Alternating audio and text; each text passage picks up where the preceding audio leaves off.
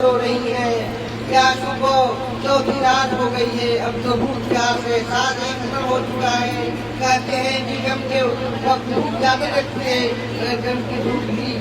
کوئی حد ہوتی ہے صبح افسرا آئی تھی تو ان پاک دامنوں کے ساتھ کتنے لوگ تو تکلیف دینے والے تھے مگر اب تو ایک بھی نہیں کون سہارا دیتا کربلا کے شاہجہان جنگل میں کون سبھی دینے آتا اپنا وطن ہو اپنا شہر ہو اپنا گھر ہوتا تو کچھ شہرت بن جاتی مگر یہاں تو نہ وطن ہے نہ شہر اپنا نہ گھر اپنا کوئی باہر گیا ہو وہاں کا انتظار بھی نہیں ہوتا مگر یہاں کون آتا کس کا انتظار کیا جاتا علی اکبر کا ان کا خون میں ڈبا ہوا لاشا تو گرم نہیں تھی نیچے ڈبا ہوا یہ مطلب دار لباس کا ناموز محمد کی مارا دار لاش کو کئی ٹکڑے ٹکڑے ہو گئے اسی کی وجہ الگ کر چکے ہیں ادھر الگ پٹا کٹا پڑا ہوا ہے چیلا الگ پٹا پڑا ہوا ہے کس کا انتظار میں وقت اٹھنا کس کا راستہ دیکھا جاتا قاسم کا تو علی اکبر کی بم ملتی ہو تلواروں سے چھلتی مگر دشمن کو چھڑائے کس کا بھی انتظار نہیں ہو نہیں کسی نے آزاد رہا کس آزاد کے چھوٹے پڑے جناب عبدالمطلب کے چھوٹے پڑے اللہ کو پیارے ہو چکے تھے جناب ابراہیم کے ساری اولاد کر چکی تھی کربلا میں کتنے حاکم شہید ہوئے وہ سب جناب ابو طالب کی اولاد تھی اور اس وقت اولاد کے تو ٹکڑے پڑے پڑے ہوئے تھے اس آزادیوں کا ماحول کون پوچھتا ان کے غم کی کہانی کون سنتا ان کا دل کون بہلاتا کس کو دیکھ کر غم مدد کر لیتی محمد کو مگر وہ تو معاف نافرما برداری کا حق ادا کرتے رہے کے نیچے ڈرتے تھے علی اکبر وہ تو کوثر کے چشمہ پر پانی بھی کیا ہوا ہے کوئی نہیں خدا کے سوا کوئی نہیں تو لپٹے ہوئے خاک پر ابھی جب خاک پچھتا ان کے سامنے تو ایک اور ہی پیغام کھڑا تھا یہ شہیدوں کے لاش کا پہرا دینا تھا کسی طریقے سے آ رہے تھے کتنا تمناؤں کا مکہ میں کے حقوق کی جد امام حسین نانا جان کا انہوں نے پیش ہوا ہے اس کا چہرہ ہی سامنے ہوتا تو زیادہ خوش قرار آ جاتا اگر سر ٹکڑوں کے پاس تھا خطرناک شام سے بڑھ کر نہ کوئی شام دنیا میں آئے گا اور نہ کوئی آئے گا لوگوں کا عالم غضب کا سناتا ہے کانوں میں سائے کا آواز آتی آتی ہے جیسے یہ جنرات رو رہے ہو جیسے زمین پیار کر رہی ہے آہ ہو جان اے میرے سامان آہ جنگل میں مہمان رات سر پر آ گئی بیمار کرا رہا ہے سکینہ فریاد کر کے کس طرح خاموش ہو چکی ہے جیسے موت کی گود پہنچ چکی ہو ساڑی پاک نام میں روے کرک میں دامن سر کر رہی ہے یہ کس کو آتا بھی کیسے کٹتی رات کٹتی مگر رات کٹ ہی نہیں رہی تھی جیسے جیسے گزر رہی تھی تبھی بچی آ رہی تھی جناب گئے کئی بار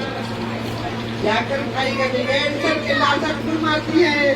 کبھی خیمے میں آ کے بیمار کو دیکھ لیتی ہے کبھی بھائی کے لاشا اکبر کو مل جاتی ہے کبھی آدھی رات کر چکی ہے چال سے کی بتاؤں کو چال سے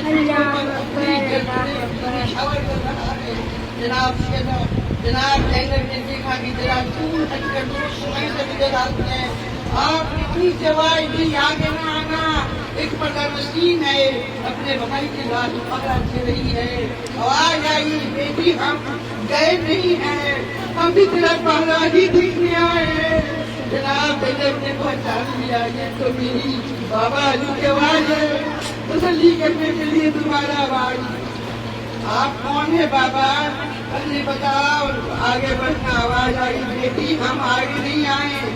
آئیں گے میری کم جدا بیٹی صبر کرو میں تیرا باپ ہوں اور یہ تیری ماں فاطمہ بنت رسول ہے ہم تمہارا پکڑ دینے کے لیے آئے ہیں جناب زینب بے قرار ہو کے آواز امی جان آواز آئی جی بیٹی ماں کی ماں کیا بات ہے امی جان آپ کیوں گئے آگے آ کر میری ناچوں کے پاس لاشا تو دیکھ لو لاشا تو دلا دو آواز آئی بیٹی میں آگے نہیں آ سکتی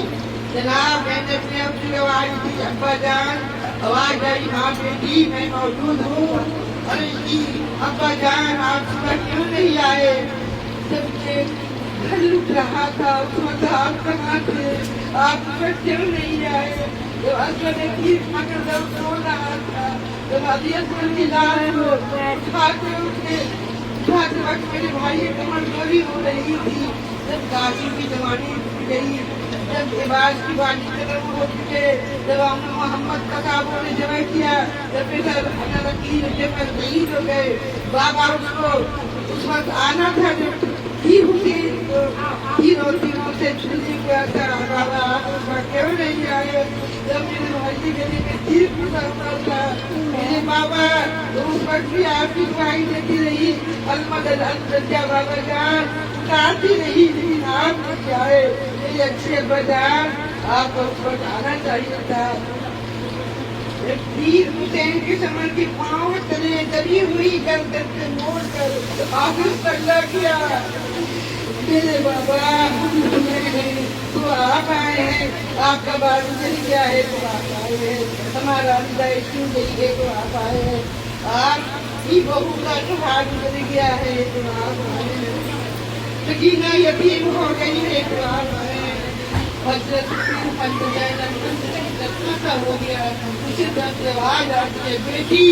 हम खुद भी आए थे, तुम्हारी अम्मी भी साथ आई थी, तुम्हारे नाना भी साथ आए थे, हमने तुम्हारा पूरा इम्तिहान आंखों से देखा है। तुम्हारे नाना शहीदों को खून बोतल जमा कर रहे थे, दोनों के सामने से उड़ने वाली धूल तुम्हारे नाना से लग गई थी। बेटा हमने सब कुछ अपनी आंखों से देखा है, मेरे बेटे हुसैन ने वैसा ही इम्तिहान दिया है जैसा उसके नाना धूल दिखाई थी, मेरी तुमने अपने पूरा कर दिया है। तुम सब ने मुझे और मिन्नत रसूल की अल्लाह ताला का तुमने शुक्र कर दिया है। तुम्हारी अम्मी तुम्हारी कुर्बानियों से पूरी तरह मुतमईन है। मेरा भाई भतीजे